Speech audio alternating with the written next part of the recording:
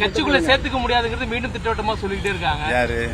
கட்சியினுடைய அனைத்து மட்டத்தில் கூட சொல்றாங்க. இன்னைக்கு காலைல ஆர்பி உதயகுமார் தமிழ்நாடு முழுவதும் அனைத்து இந்திய அண்ணா முன்னேற்ற கழகத்தினுடைய அடிப்படை தொண்டர்களும் பொதுமக்களும் பிரிந்து கிடக்கின்ற அனைத்து இந்திய அண்ணா முன்னேற்ற கழகத்தினுடைய சக்திகள் இந்த இயக்கம் உருவான காலத்திலிருந்து இருந்தவர்கள் இந்த இயக்கம் வளர்வதற்கும் புரட்சித் தலைவர் எம்ஜிஆர் அவர்கள் புரட்சித் தலைவர் மாண்புமிகு அம்மாவிடம் தீராத பற்றும் பாசமும் கொள்கை பிடிப்போடு இருந்த தொண்டர்களும் கட்சி இணைய வேண்டும் என்றுதான் அவருடைய கருத்தை சொல்லிக் கொண்டிருக்கிறார்கள். அதை நாங்களும் சொல்லிக் கொண்டிருக்கிறோம். ஏனென்று சொன்னால் நாங்கள் எல்லாம் அடிப்படையில் இருந்து புரட்சித் தலைவர் அவருடைய காலத்திலிருந்து மாண்புமிகு அம்மாவுடைய காலம் வரை அனைத்து இந்திய அண்ணா முன்னேற்ற கழகத்தில் எங்களை இணைத்துக் கொண்டு இந்த இயக்கம் வளர்வதற்கும்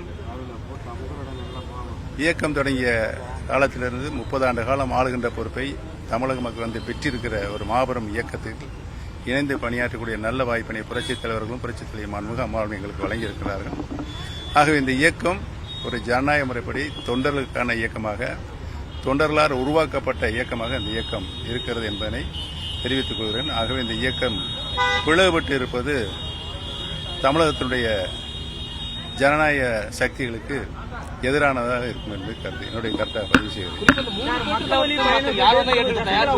யாரு சொன்னது? எடப்பாடி பழனிசாமியிடம் போய் எங்களை கட்சியில் இணைத்துக் கொள்ளுங்கள் என்று யார் சொன்னது? அவராகவே கேள்வி கேட்டுக்கொண்டு அவராகவே பதில் சொல்வது நல்லதல்ல. இந்த இயக்கத்தில் முடிவு இன்னும் சில நேரத்தில் தெரியும்.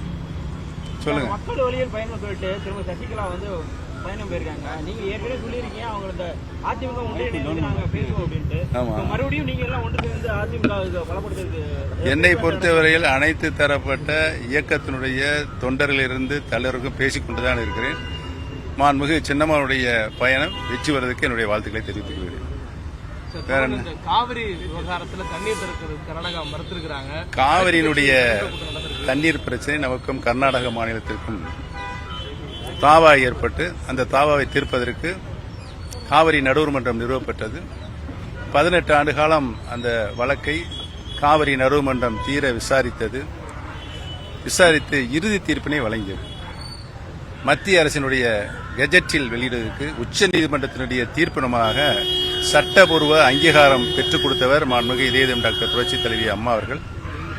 அதோடு மட்டுமல்லாமல் அந்த நீரை பெறுவதற்கு 2 ஆணையங்களும் அமைத்தவரும் இதயம் டாக்டர் புரட்சித் தலைவி அம்மா அவர்கள் தான் என்பதனை இந்த நல்ல நேரத்தில் தெரிவித்துக் கொள்ள. ஆக காவிரி நீர் தமிழகத்திற்கு பெறுவதற்கு அவருடைய தார்மீக உரிமையை பெற்றுத்தந்த சட்டபூர்வமாக பெற்றுத்தந்த தலைவர் மாண்புமிகு அம்மா அவர்கள் தான் என்பது நாடு அறிந்திருக்கிறது என்பதை நான் தெரிவித்துக் கொள்கிறேன்.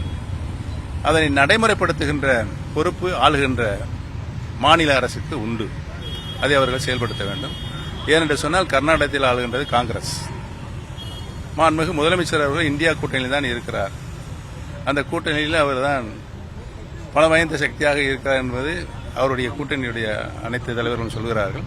ஆகவே தன்னுடைய செல்வாக்கை அவர் பயன்படுத்தி நமக்கு கிடைக்க வேண்டிய மாதாந்திர அடிப்படையில் நமக்கு கிடைக்க வேண்டிய நீரை பெற்றுத் தருவதற்கு உரிய கடமையை தமிழக முதலமைச்சர் என்ற பொறுப்பில் இருக்கின்ற மாண்புமிகு முதலமைச்சர்களுக்கு உண்டு என்பதை தெரிவித்துக் கொள்கிறேன்.